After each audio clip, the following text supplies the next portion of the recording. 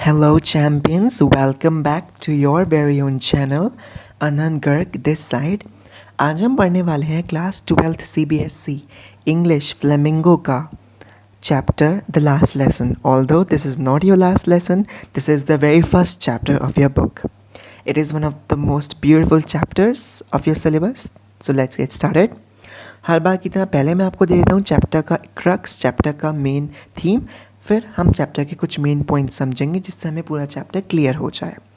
तो गाइस ये chapter based है एक थीम पे, एक पर्टिकुलर थीम जो कि है कि आप किसी भी स्टेट, किसी भी कल्चर, किसी भी लैंग्वेज, किसी भी ट्रेडिशन को कैप्चर कर सकते हो पॉलिटिकली, अपना प्रेशर एक्सर्ट कर सकते हो, बट आप लोगों के अंदर से उनकी नेशनैलिटी की फीलिंग्स, लोगों के अंदर से उनकी respect for their mother tongue, respect for their culture, for their tradition, आप उसे कभी इरेज नहीं कर सकते।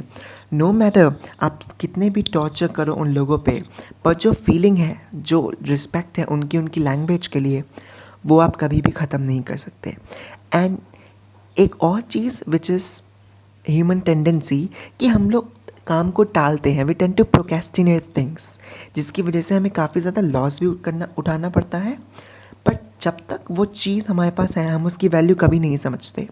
एज सून एज वो चीज़ हमारे पास से चली जाती है, हमें लगता है कि हमने उस चीज़ को कभी यूटिलाइज़ ही नहीं करा।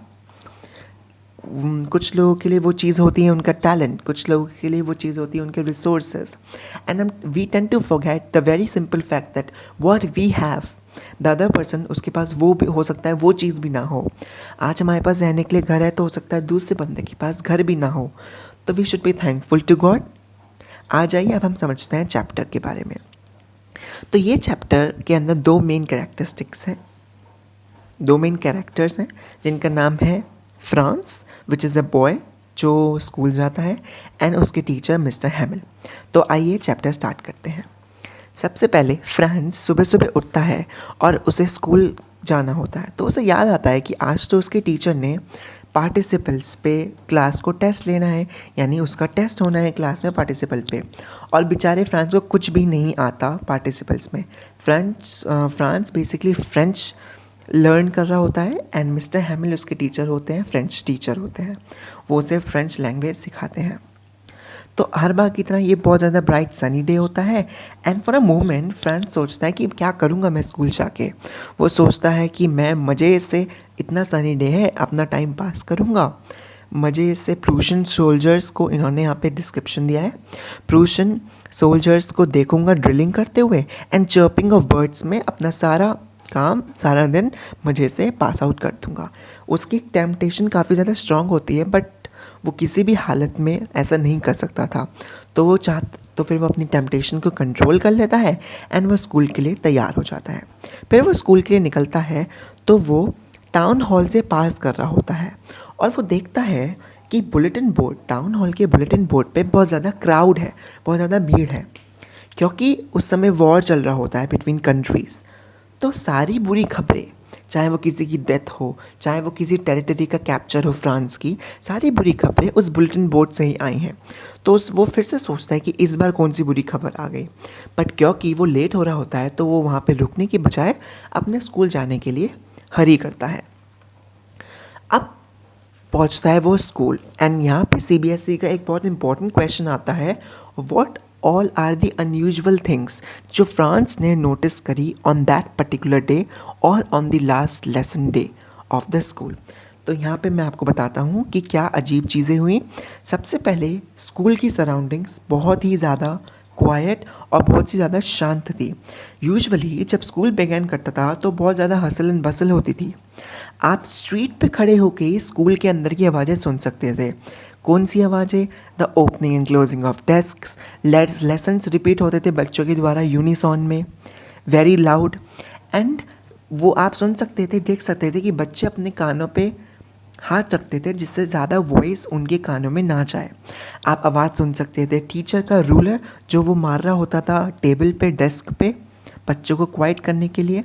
तो बहुत ज़्यादा हसल एंड बसल होता था।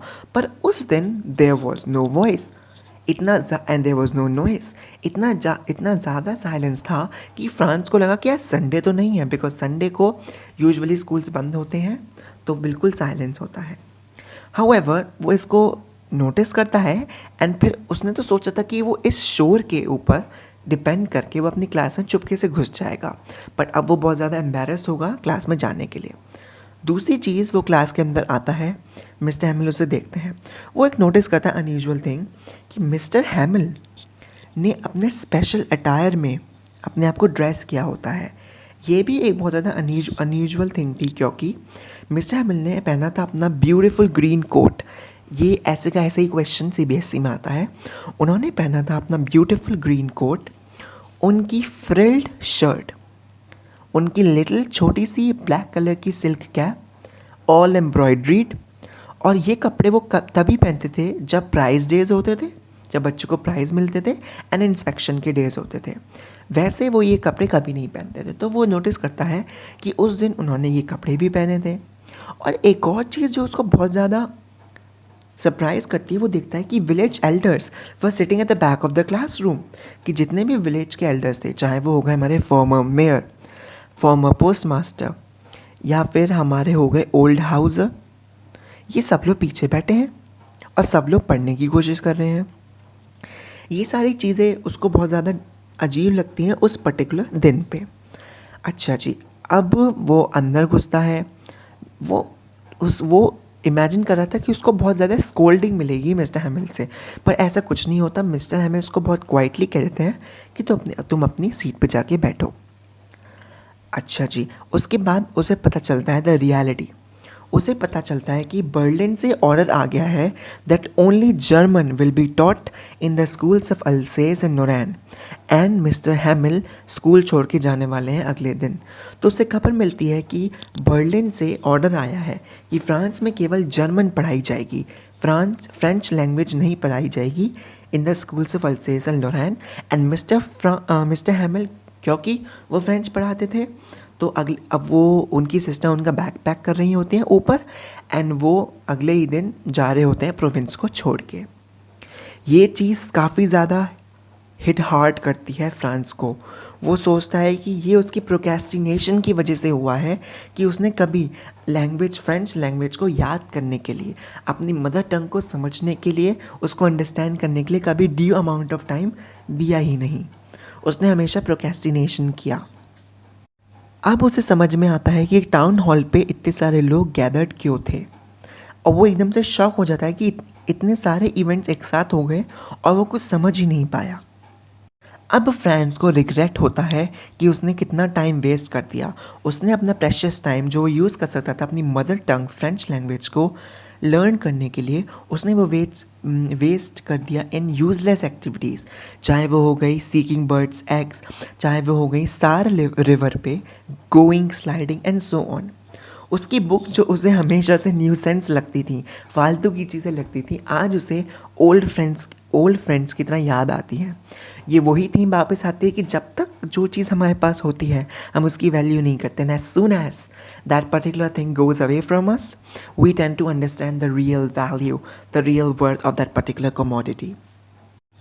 यहाँ पे वो ये भी सोच के दुखी होता है कि आज के बाद वो मिस्टर हैमिल को कभी नहीं मिल पाएगा। एंड उसे ये सोच के भी बड़ा दुख होता है कि मिस्टर हैमिल, जिन्होंने 40 years ऑफ फेथफुल सर्विस उस स्कूल में दी, अब उनकी बहन ऊपर उनके बैग को पैक कर रही है अगले दिन जाने के लिए। That particular thing would be so painful for mister Hamel. तो अब उसे सारे इवेंट समझ में आते हैं, वो सारे इवेंट्स को सिंक्रोनाइज कर पाता है अपने ब्रेन में एंड सिस्टमेटिकली अंडरस्टैंड कर पाता है कि विलेज एल्डर्स क्यों पीछे बैठे थे। ये भी एक सीबीएसई का बहुत इंपॉर्टेंट क्वेश्चन है। What were the reasons behind वो विलेज पीपल, वो विलेज एल्डर्स जो लास्ट डे ऑफ लेसन पे पीछे बैठे थे। इसके दो आंसर्स हैं, दो पॉइंट्स हैं। सबसे पहला point, it was because they wanted to show their respect to their mother language, to their mother tongue which is French. वो अपनी मदर टंग को रिस्पेक्ट देना चाहते थे। एंड एक और रीज़न था, वो रिस्पेक्ट देना चाहते थे मिस्टर हैमिल को, जिन्होंने 40 years ऑफ फेथफुल सर्विस उस पर्टिकुलर स्कूल को दी फ्रेंच लैंग्वेज पढ़ाने के लिए। अब जब फ्रेंड्स ये सब सोच रहा होता है तो उसका नेम अनाउंस किया जाता है कि अब वो पार्टिसिपेंट्स के रूल्स को पार्टिसिपल के रूल्स को सुनाएगा। फ्रेंड्स सोचता है कि मैं कुछ भी देने को तैयार हूँ, कुछ भी करने को तैयार हूँ, पर मैं लाउड एंड क्लियर बोल दूँ पार्टिसिपल के रूल्स को, पर ऐसा कुछ नहीं होता। वो कुछ ही आगे के सेंटेंसेस में फंस जाता है एंड एम्बैरेस फील करता है। बट अनफॉर्चुनेटली वो मिक्सड अप हो जाता है फर्स्ट फ्यू वर्ड्स में और बहुत ज़्यादा अशेम्ड फील करता है और ज़मीन की तरफ आके देखते हुए वहीं खड़ा रहता है। मिस्टर हैमिल उसे कुछ नहीं कहते सरप्राइजिंगली। वो बेसिकली कहते हैं, एक बहुत इंपॉर्टेंट क्वेश्चन यहाँ निकल के आता है कि home to be reproached for the carelessness, French people के लिए अपनी मदर टंग को याद करने के लिए। तो यहाँ पे दो चीज़ें आती हैं। मिस्टर हैमिल कहते हैं कि बच्चों के पेरेंट्स को रीअप्रोच करना चाहिए क्योंकि वो खुद ही एंग्शियस इनफ नहीं है अपने बच्चों को उनकी मदर टंग पढ़ाने के लिए। वो ज़्यादा प्रेफर करते हैं अपने बच्चों को खेतों में काम करवाने के लिए या फिर मिल्स भेजने के लिए, जिससे उन्हें कुछ एक्स्ट्रा मनी अर्न हो जाए, rather than encouraging them to learn their mother tongue. And also mister Hamel अपने आप को भी ब्लेम करते हैं क्योंकि there were times जब उनका मन करता था कि मैं फ़िशिंग करने जाऊं तो वो बच्चों को हॉलीडे दे देते थे, या फिर उनका मन करता था कि उनके वॉलनट ट्रीज़ को पानी देना चाहिए तो वो बच्चों को वॉलनट ट्रीज़ में पानी देने के लिए ऑर्डर कर देते थे। तो ये सारी चीज़ें आती हैं कि कौन कौन रीअप्रोच होना चाहिए for the carelessness in learning there mother tongue. Guys, this was the part 1 of the last lesson. Part 2 अगली वीडियो में है। If you like this video, please share it with your friends and subscribe to my channel. आपका एक subscription मेरे लिए बहुत ज़्यादा value करेगा और मुझे मोटिवेट करेगा कि मैं ग्रेट कंटेंट आपके लिए लाता रहूँ। Till then, goodbye, all the best. Keep watching for the part 2.